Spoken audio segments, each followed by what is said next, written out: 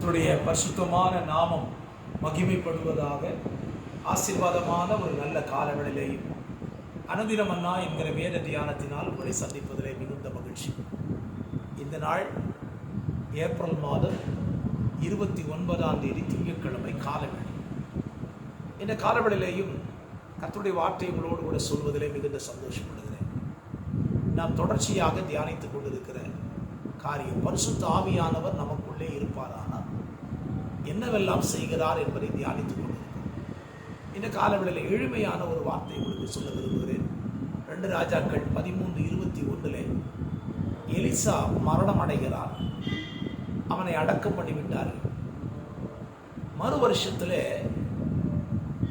அவர்கள் ஒரு மனிதனை அடக்கம் பண்ணுவதற்குடியாக கொண்டு போகும்போது அங்கு ஒரு யுத்த சேனையை பார்க்கிறார்கள். பார்த்த பொழுது அடக்கம் பண்ண கொண்டு போன அந்த மனிதனை எலிசாவின் கல்லறையில் தூக்கி எறிந்தார்கள். நடந்த சம்பவம், அந்த பிரேதம், அந்த மனிதன் கல்லறையில் விழுந்தவுடனே அவன் உயிரோடு எழும்பினான் என்று வேதம் சொல்லியிருக்கிறது. எலிசா மரித்து போனான். மரித்து போனவனுடைய கல்லறையில் மரித்தவன் விழுந்த போது அவன் உயிரோடு எழுப்பினான். அப்படியானால் பரிசுத்த ஆவியானுடைய அபிஷேகம் ஒரு மனுஷனுக்குள்ளே இருந்தால் அந்த அபிஷேகம் அவன் எலும்புகளுக்குள்ளே செல்லுகிறது.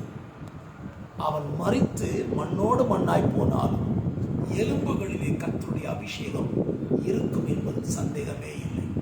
என கேட்கிற அருமையான கர்த்தருடைய பிள்ளைகளே, பரிசுத்த ஆவியானவர் உங்கள் மாம்சத்தில் மட்டும் ஆளுகை செய்கிறவர் அல்ல, எலும்புகளுக்குள்ளேயும் ஆளுகை செய்கிறார். ஏன் எலும்புகளுக்குள்ளே ஆளுகை செய்கிறார்?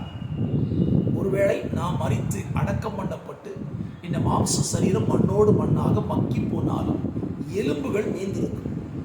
மீந்திருக்கிற எலும்புகளுக்குள் இருக்கிற அபிஷேகம் உங்களை ஜீவனுள்ளவர்களாய் மாற்றத்தக்க வல்லமை உள்ளதாய் இருக்கிறது. ஆகவே இந்த காலவெளியில் பரிசுத்த ஆவியின் அபிஷேகத்தை ஏதோ ஒரு பகுதியை மட்டும் அனுபவிக்காதீங்க, அதை முழுமையாய் அனுபவிப்பதற்கு உங்களை இந்த காலவெளியில் ஒப்பு கொடுப்பீங்களா?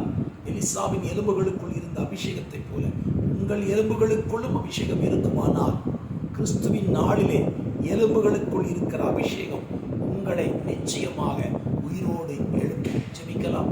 பரிசுத்தம் உள்ள நல்ல பிதாவே, இந்த நல்ல காலவெளியிலே ஆவியானவர் எங்களுக்குள்ளே இருக்கிறதுடைய ஆசீர்வாதம் எங்கள் எலும்புகள் ஒரு நாளில் உயிரடைந்து மோடு கூட வரும் என்பதிலே சந்தேகமே இல்லை. வார்த்தை கேட்கிற பிள்ளைகளை பரிசுத்த ஆவியினால் அபிஷேகத்தினாலே நிரப்பப்பட நான் ஜெபிக்கிறேன்.